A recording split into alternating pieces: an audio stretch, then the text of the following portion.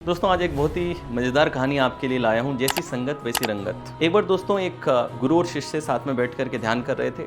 तभी एक शेर के दहाड़ने की आवाज़ आई। तो शिष्य ने वो आवाज़ सुनी और आवाज़ सुन करके तुरंत भाग करके पैर पे चढ़ गया और ये सोचने लगा कि अब गुरु का क्या होगा। शेर आया, गुरु के चरण छुए और चला गया। शिष्य बड़ा हैरान था कि मेरे गुरु इतने महान कि शेर आकर के पैर छू के चला गया। शेर के जाते ही शिष्य वापस गुरु के पास आके बैठ गया और ये सोचने लगा कि ये कैसे हुआ। और उसने ठान लिया कि जैसे ही गुरु जी बाहर आएंगे ध्यान से, मैं उनसे ये पूछ लूंगा। गुरुजी की आंखें खुली और जैसे वो ध्यान से बाहर आए और शिष्य पूछने ही वाला था, तभी उसने देखा कि एक मच्छर आके गुरुजी के गाल पे बैठा और काटने लगा। जैसे ही गुरुजी उस मच्छर को हटाने लगे, मच्छर तो उड़ गया और गुरुजी के अपने ही हाथ से खुद के गाल पे थप्पड़ पड़ गया। अब शिष्य बड़ा हैरान रह गया कि ऐसे कैसे गुरुजी हैं। शेर तो चरण छू के चला जाता है और मच्छर आता है वो थप्पड़ पड़वा के चला जाता है।